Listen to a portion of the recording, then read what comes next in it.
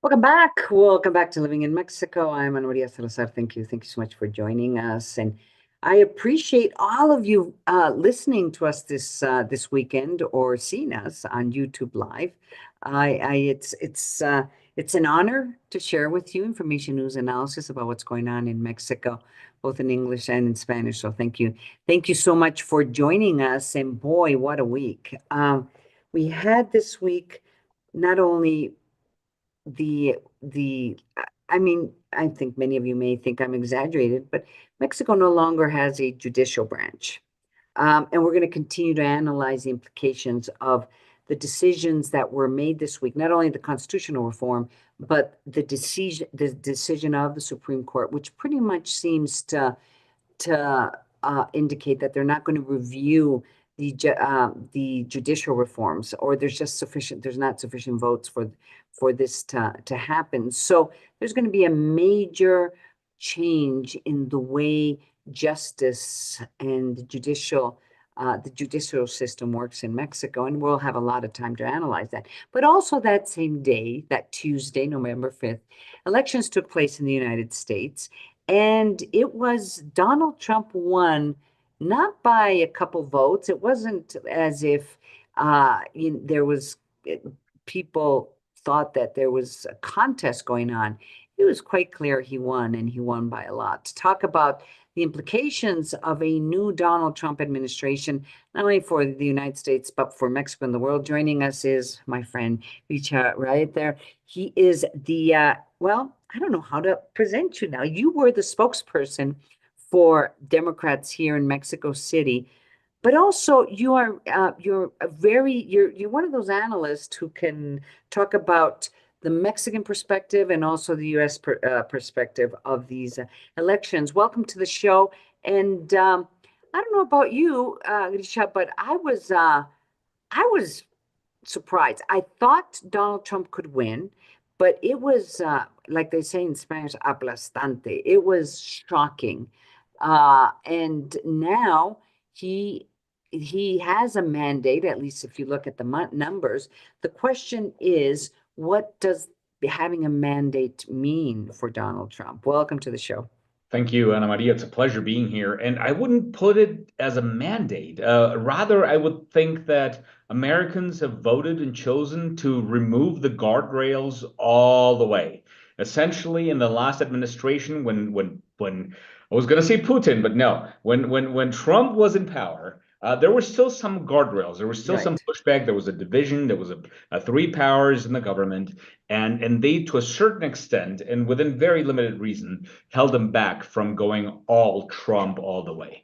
Those guardrails are gone. And what's interesting, and if you push me, I can also talk to what's going on in Europe right now, because Mhm. they're in complete disarray and they're afraid and they know that bad things are coming their way because of the result of this election. But the reality is that now Trump has nobody to hold him back.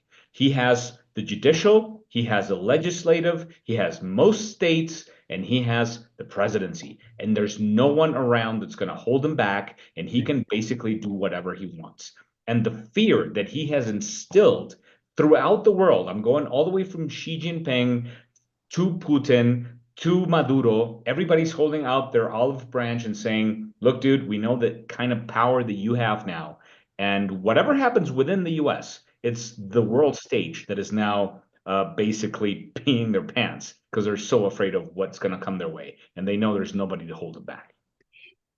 Now, with that said, there is a sense, I mean, when you listen, I mean, this is a debacle for the Democrats, but at the same time, there is also this question of the institutions, the U.S. institutions still stand up to a certain point. And, as he tries to, to implement this massive deportation of undocumented people in the United States, you hear from, for example, the attorney generals of a couple of states, including the state of California, that are already preparing for that, and they're preparing legal briefs. I mean, there is a sense that now that he is the president, whatever you can do to prepare to anticipate his decisions or whatever negotiations are going to take place, at least there's an intent to try to stop him if possible. So what is I find disturbing is that if you look towards the future, some of these guardrails, I mean, you talk about there is no guardrails. I think there's some left, but one of the guardrails is just trying to move things through the courts. And even though the Supreme Court clearly seems to favor many of the views of Donald Trump, I mean, there's still the possibility of some of these things, especially if they're extreme. I mean, if you can take out the National Guard or if you're going to violate the possum comitatus, some of these basic constitutional rights, they're talking about taking away the citizenship of people who were born in the United States if their parents were undocumented at the time. I mean, so, there is a lot of these decisions that he wants to make, but there is a small guardrail, which could be the judicial system still, or am I wrong? I'm more pessimistic than you are. I really Yeah. don't see the judicial system. In fact, all those legal cases that were kind of on hold to see what happened with the election, they've come back and they're now negotiating and basically winding all of them down. This is not the Supreme Court. This is the Department of Justice, which is a whole different entity, and they're basically saying, you know what, we don't want a war. We've understood the mandate. We understand everybody is with Trump right now. The power that he wields right now is so big, so large that we basically do not want to fight him. And this is a clear first message that they don't want to go against him, and that all departments, all entities of government, even in New York, where they were basically giving debit cards to undocumented immigrants so they could find their own food and buy whatever was kind of culturally appropriate for them to eat. They've stopped that program. So even blue states and blue cities, the havens, if you will, for immigration, are now saying we're going to stop doing all these things because we know it rubs Trump the wrong way and we don't want to be in his way. So I'm a little more pessimistic. I honestly think that everybody's going to, at least for the time being and for the first few months after he takes back the White House, that they're going to give in, they're going to shut up, and they're going to essentially give away any power they might have thought that they had, and essentially give him whatever he wants for now. I don't know if they're going to regroup and find a way to fight against what's coming. But for now, it's essentially an autocracy and it's a one-man show. Let me ask you this. Why do you think he won the way he won? What is happening within the US and the US culture? What is happening with the US electorate that basically allowed a person like Donald Trump to become president for a second time? He touched a very deep nerve in U.S. society. First of all, it's not just about woke cities. It's about the majority of the area where people live in the U.S., which is the red that you see in this large map, where only the cities are blue. Everybody else has certain concerns, certain worries, and those are immigration, those are drugs, and it's the fear peddling that the Republicans did that had this level of success. Obviously, the economy is fine. I mean, we see the numbers. We see the Dow Jones Industrial Average. We see unemployment. We see how much money and acquiring power people have compared to 4 years ago, and they're much better off. But yet, this rhetoric that the economy is somehow exploding, that the US is collapsing, they were more successful at communicating those fears and those concerns than the Democrats were. And the Democrats are simply not able to put together a war machine and a message and candidates and unify around the single message as the Republicans were. So it's all about marketing. We know Trump is a great marketer, and the Democrats have a lot of infighting. The proof of that is that Biden took so long to step down and open the door for Kamala. And all of these things combined, and the fact that Republicans united around Trump, no matter what he said or what he did, they all aligned and said, I'm going to vote for him no matter what. And I think this secret vote is back, where we could not even predict what was going to happen, because obviously you do all these questionnaires and you ask people how they're going to vote, and they hide what they're going to do. And ultimately, what came through is this concern we had that they just don't say. But in the end, what happens at the ballot is what counts. And so all of these things combined is what gave Trump this overreaching and overarching win above the Democrats, which I think is going to take decades, possibly years, if not decades, to regroup and figure out a way to beat them. Well, it's it'll be interesting, and of course nobody's talking about this right now, but there's still a lot to learn whether the election was won by people that normally do not vote, but decided to go out and vote or encouraged them to vote, or did Democrats not go out and vote, or was there a change in terms of people in on certain very basic issues that were important to one group or another, the abortion issue. I mean, I'm amazed that in some states there was these propositions that were being voted on, and the proposition that would allow this, I think, happened in Arizona, that would allow to provide a constitutional right to have an abortion in Arizona passed, but they went out and voted for Donald Trump. So, there's kind of there was a lot of these kind of division of votes where they were voting for Trump, but they were also voting for Democrats on either issues or candidates. So that's something that's going to be interesting to decipher. But clearly, in the short run, there's a lot of fear and a lot of concern of the impact that this is going to have for the Mexican American community. So let's talk about that, and then eventually talk about the impact the results of this election is going to have for Mexico. So Mexican Americans, of course, there's this big promise that he's going to start a massive deportation program as of the moment he's sworn in. In fact, I don't know if you saw that report. There was a caravan heading up towards the United States that basically stopped when they found out that Donald Trump won. So I don't know if they're staying in Mexico or what's going to happen, but clearly there's already consequences and fear because Donald Trump was elected. So let's start talking about the direct consequences to the population.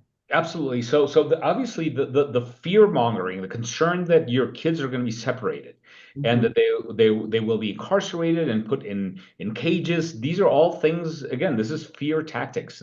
These are things where there's a point, there's a balance where your standard of living in your country, whether it's Honduras or Guatemala or Salvador at the time. Now with Bukele, it's much better. But where it was so bad that even if you were threatened with family separation, you were like, okay, that's even still better than being killed back home. However, now given the circumstances, I think that Trump's position on not only returning people who just arrived or delinquents or criminals, but actually rounding up families who've been in the U.S. for a long time and punishing people who hire illegals or undocumented immigrants, and going after them and somehow building an almost a Gestapo kind of society where we tell on each other and we report people so they can come and round them up, is the kind of society and fear that Trump is now instilling. Now, something that Trump doesn't quite realize yet is that returning every single undocumented immigrant that is rounded up and returned costs $2,500. That's whether going and looking for him, doing the intelligence, arresting them, then flying them back and doing the entire process so they're accepted back in their country. That costs $2,500. If you talk about returning even 1 million people, okay, that's a lot of money that we don't have, especially with the kind of debt that the U.S. already has. On top of that, he's talking about raising tariffs on all products from Mexico, the #1 commercial partner. And what he doesn't realize there is, because he's clearly not an economist, is that all these tariffs affect the American consumer. All of that is going to cause inflation, and it's going to cause people having to spend more money where inflation was already a big issue. And as you know, Mexican goods are a large part of the U.S. economy. And so these are all things that probably he hasn't thought through, but the problem is now he is forced to do them and pull through with them because that's what he promised on the campaign trail. And so now he's probably going to be between a hard place and a wall, and Mhm. he But will be. that doesn't mean he's not going to try. I think he's going to try. I think he is going to start a process by which an extraordinary number of people are going to be detained and deported, and they're not going to be respecting their rights.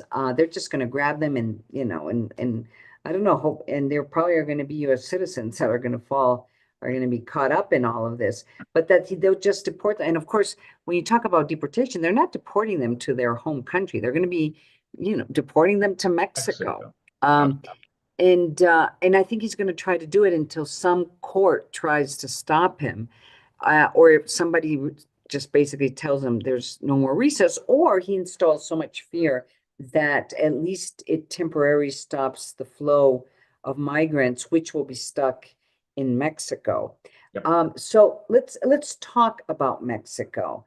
What are your views in terms of the impact that it could have on this country? And then we'll talk about other countries. So let's start off with the fact that the relationship, at least president to president, is probably going to be friendly, just like it was with AMLO at the time. I mean, they got along. Again, autocrats understand each other. I don't know. I'm not too sure that's true.